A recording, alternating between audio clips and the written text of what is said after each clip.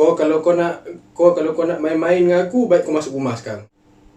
Aku dengar sayup suara nenek tua panggil nama aku. Kau tak percaya ni, ada video ni. Nanti hantar video kan bro, nanti hantar video, saya boleh masukkan dalam video ni sekali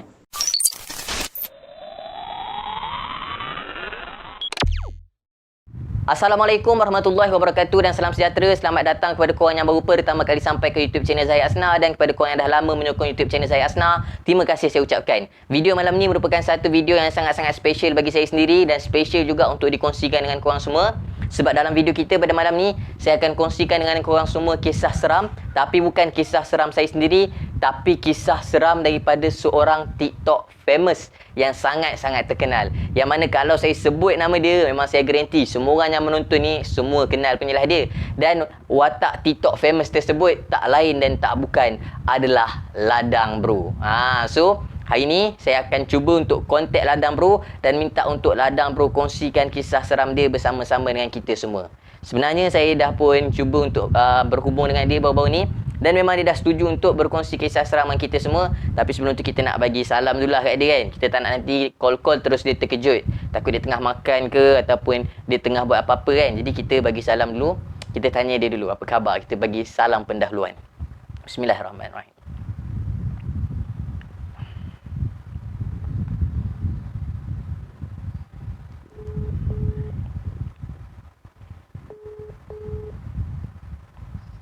Assalamualaikum.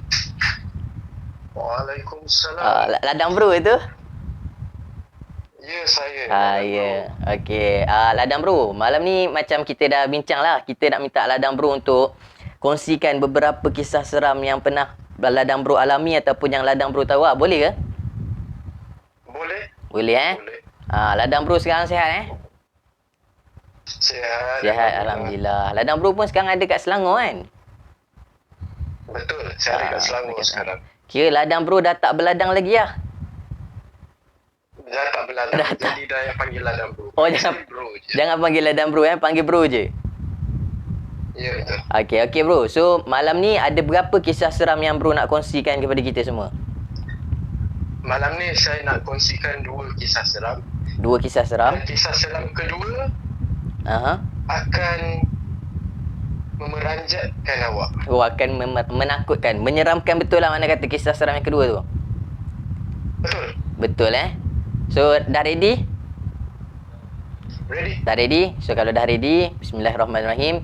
Tanpa mengahkan masa lagi, nanti jap bro, nanti jap. Kepada korang yang tak subscribe bagi YouTube channel Zahid Asnar, jangan lupa untuk subscribe YouTube channel Zahid Asnar. Dan kepada korang yang, saya rasa tak payah nak cakap lah, tapi kepada korang yang tak follow lagi Ladang Bro, better korang follow Ladang Bro sekarang. So tanpa melengahkan masa, jom kita mulakan cerita daripada Ladang Bro.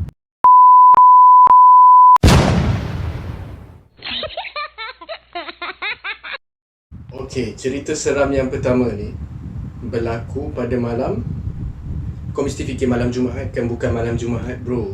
Oh, dia bukan. berlaku pada malam Selasa. Oh, malam selalu cerita seram malam Jumaat Tidak malam Jumaat, kita bukan cerita seram, kita cerita seksi. Okey, jadi pada malam Selasa tu, kejadian berlaku pada waktu maghrib. Pada hari Selasa,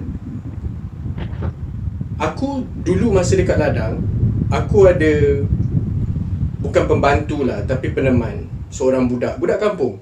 Dia macam mana nak kata, dia selalulah tolong aku dekat sekeliling ladang tu. Tapi dia suka, perangai dia satu je, dia suka bergurau. Dan kadang-kadang gurauan dia melampaui batas juga.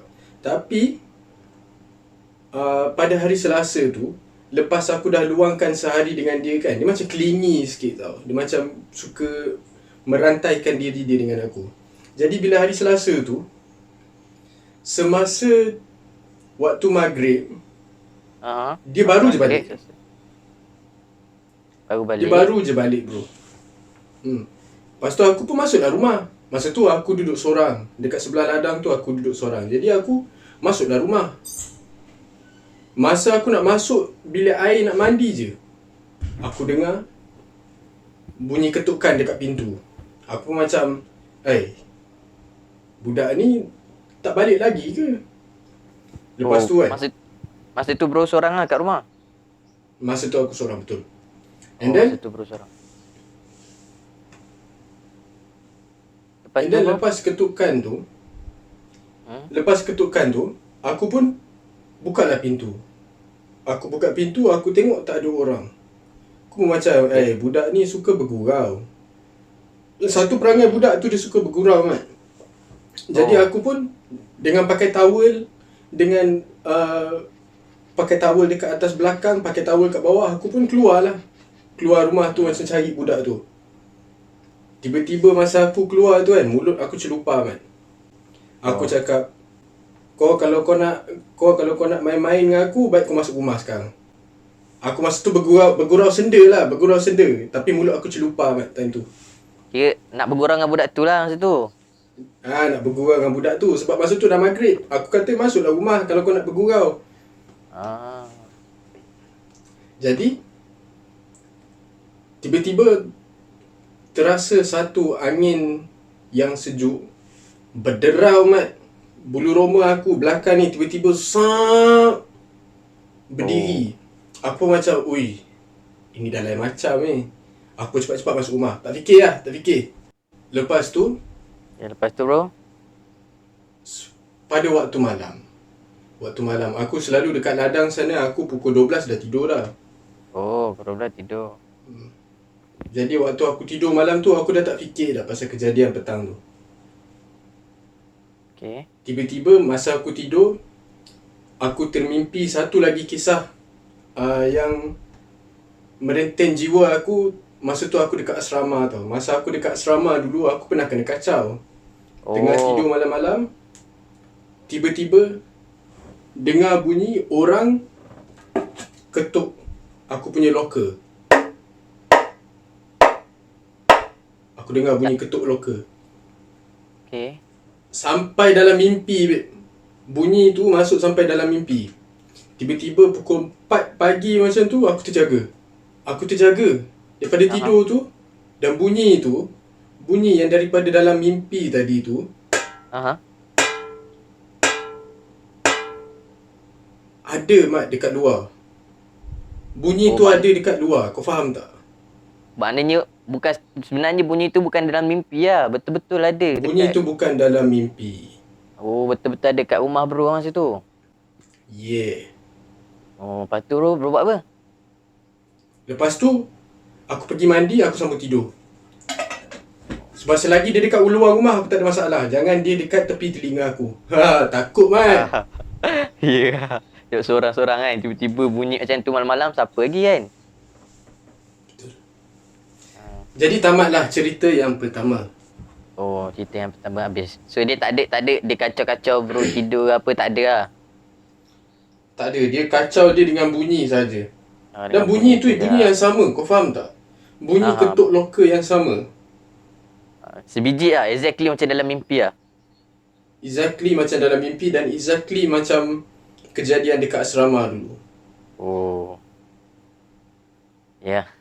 Faham. Dalam mimpi tu pun dah rasa macam berdebar kan. Lepas tu bila tersedar tu rupanya betul-betul ada memang kata berdebar lah kalau duduk kat situ kan bro. Betul.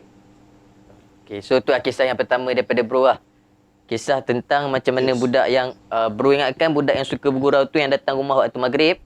So bro pun macam nak gurau-gurau, panggil dia masuk kan. Kata kalau nak gurau masuk lah kan. Betul. Sekali tak sangka pula yang masuk tu bukan budak tu. Rupanya budak tu yang tak ada. Budak tu tak ada pun kat situ. Tak ada pun. Ketukan tu bukan daripada budak tu. Okay bro. So kita bergerak ke cerita yang kedua pula bro. Cerita yang kedua tu macam mana bro?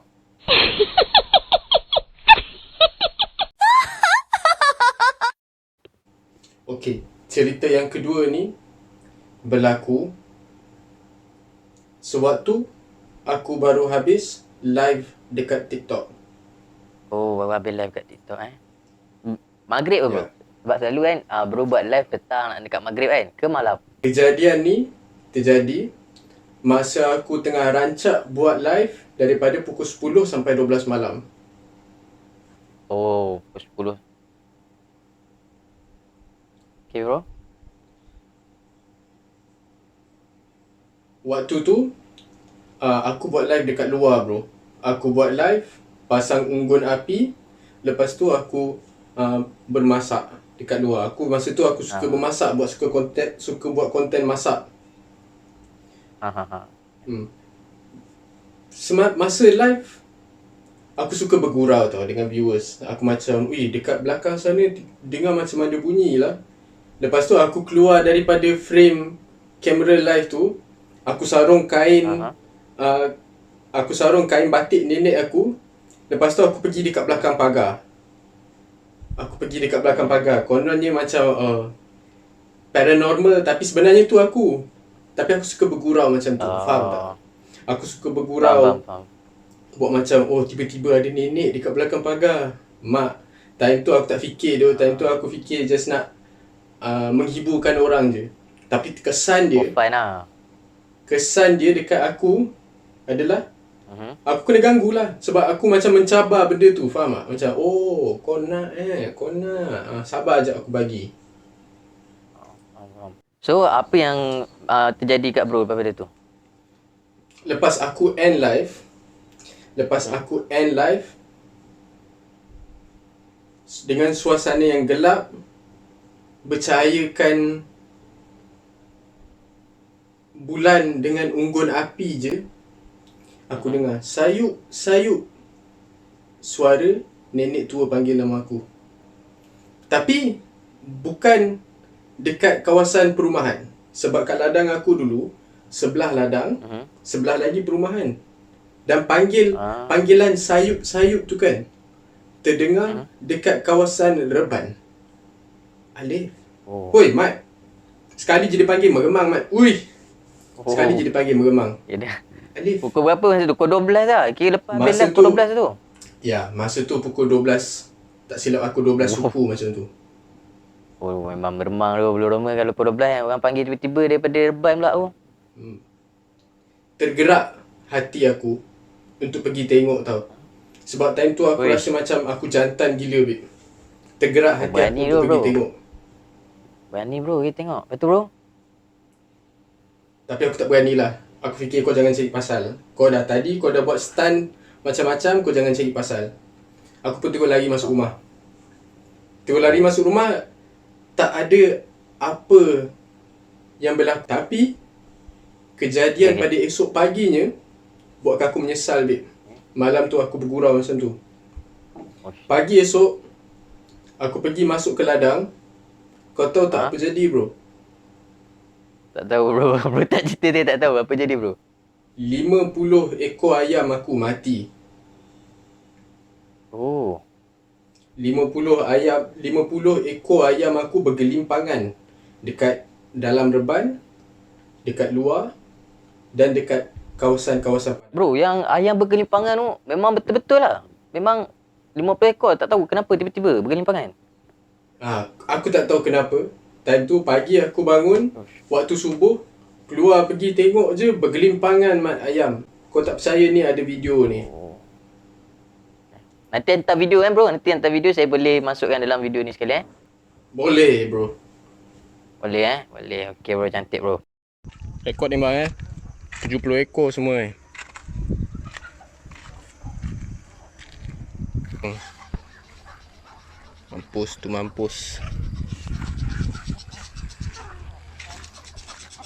Mampus. Kat bawah tu banyak tu. Ni mampus. Ni lah. Mampus. Kat dalam tu ada lagi ni. Ni mampus. Tu mampus. Kat depan sana ada lagi seekor. Ni lah mampus ni. Lepas tu 50 ayam tu kiranya bro buat apa lepas tu dengan ayam-ayam tu? Buat apa lagi, aku ambil buang lah. Ambil buang lah. Ya, buat kubur besar-besar aku tanam je lah Mat. Nak buat apa lagi tu, 50 ekor ayam yang sihat walafiat, gemuk-gemuk malam ni, tiba-tiba besok bergelimpangan 50 ekor mati Mat. Memang kesan dia tu bro. Tak tahu apa-apa punca tiba-tiba. Tak tahu apa punca. Tiba-tiba mati 50 ekor Mungkin sebab aku mencabar dia. ataupun mungkin sebab mulut aku celupar selama aku duduk kat situ.